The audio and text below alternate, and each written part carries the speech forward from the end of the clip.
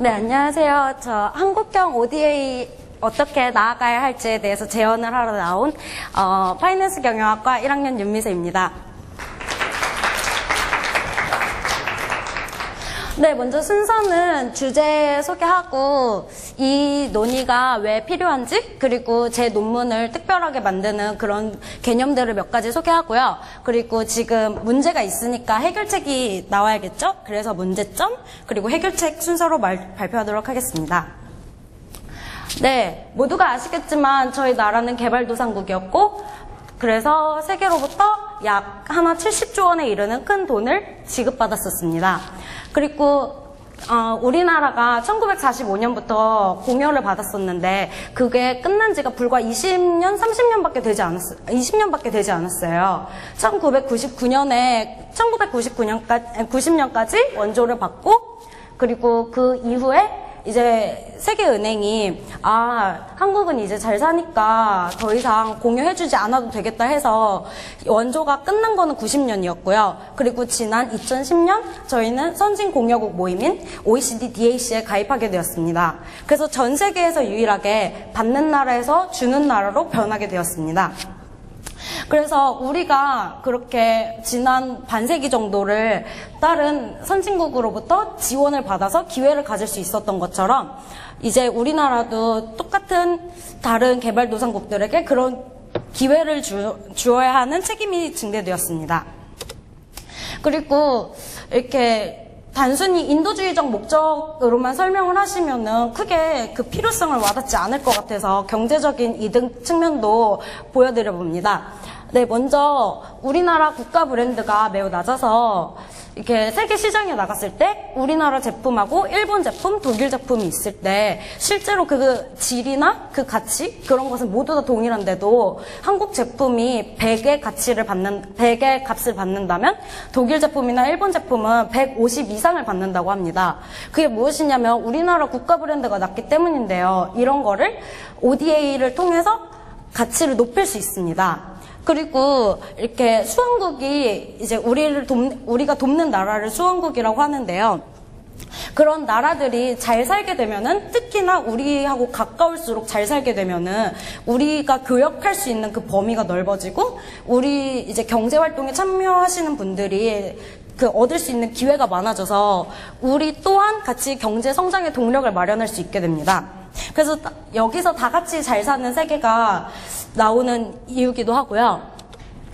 네, 그리고 저는 특별히 이 ODA를 다양한 범위가 있지만 교육으로 한정시켜 보는데요.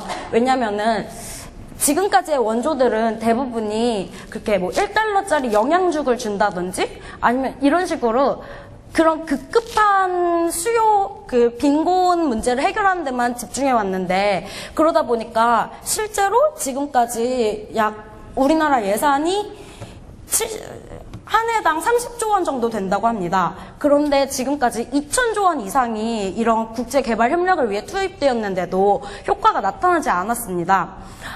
세계의 3분의 1이 아직도 굶고 있고요. 최저 빈곤선, 즉 한 해에 370달러, 그러니까 한 40만 원 이하로 한 해를 벌고 삽니다.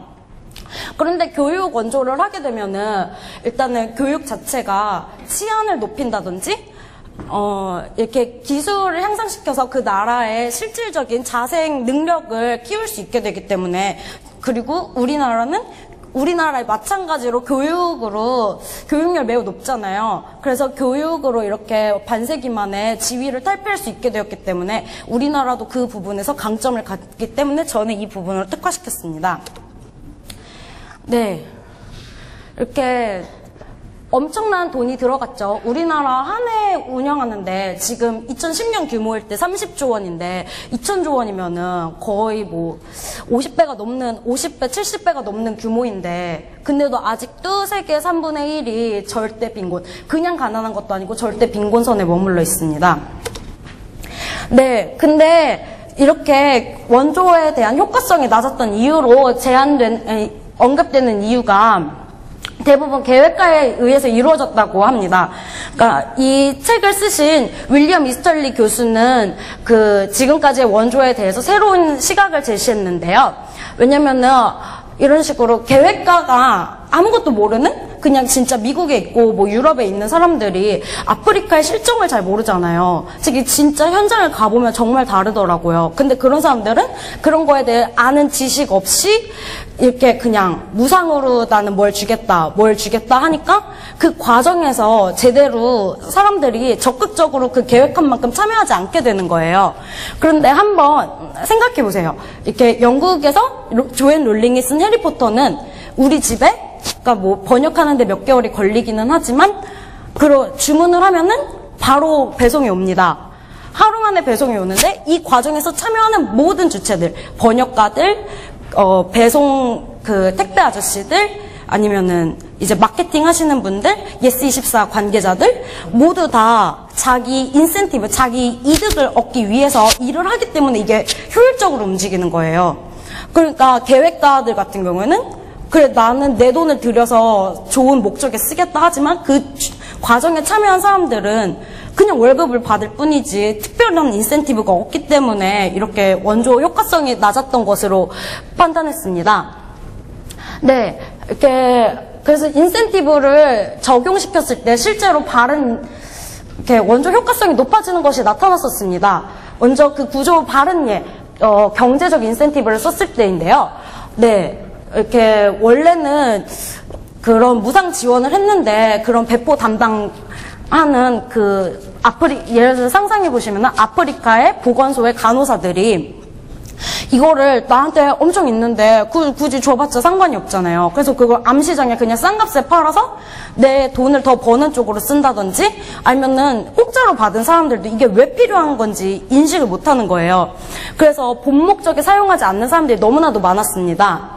그런데 모기장을 50센트라는 이제 그 나라 규모에서도 저렴한 값에 그리고 간호사에게 이렇게 판매 수당을 주는 것으로 구조를 바꿨더니 제대로 사용하는 그런 직접 수혜자들이 늘어나고 간호사들도 인센티브를 위해서 더욱더 성실하게 근무하는 것으로 나타났습니다.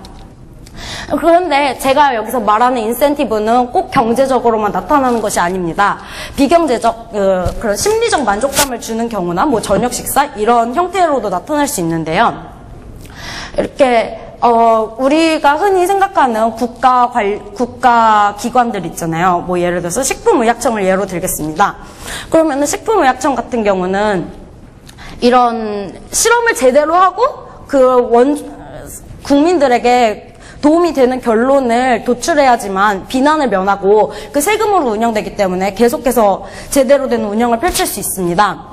그런데 대부분의 지금 원조 효과성이 낮았던 이유 중에 또 다른 하나가 원조 단체들은 그런 모금을 하기 위해서는 우리가 얼마나 그 사람들, 이제 수혜자들에게 삶을 좋게 만들어주었다 이런 것을 보여줘야 하다 보니까 결과를 과장하거나 아니면 좋은 부분만 부각시켜서 보여주게 되었습니다. 그러니까 각각의 이윤을 더 큰 인센티브를 추구하는데 이제 원조단체 같은 경우는 그 구조가 잘못되었고 이제 식품의약청 같은 경우는 이제 계속해서 선순환이 이루어지는 구조였다고 볼 수 있는 것입니다. 네. 그런데 구조가 잘못된 예로 또 의사들의 과잉 진료를 들을 수 있습니다. 제가 이런 예시들을 계속해서 설명해 드리는 거는 이 인센티브가 어떻게 작용하고 어떻게 구조가 잘못되었는지 그것을 보여드리기 위해서고요.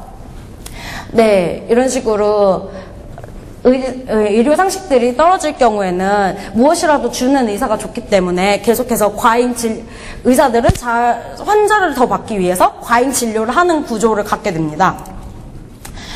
네, 그럼 문제점하고 해결 방안은 빠르게 하겠습니다. 네, 기초교육은 하게 될 경우에 실제로 그 나라의 경제 성장과 연관된다는 실험 결과들이 많이 있습니다. 학교 등록률이 높아질 경우 30년 후에 그 사람들이 사회에 나오게 될 경우에 GDP 성장에 직간접적으로 기여한다는 결과가 많이 나왔고요.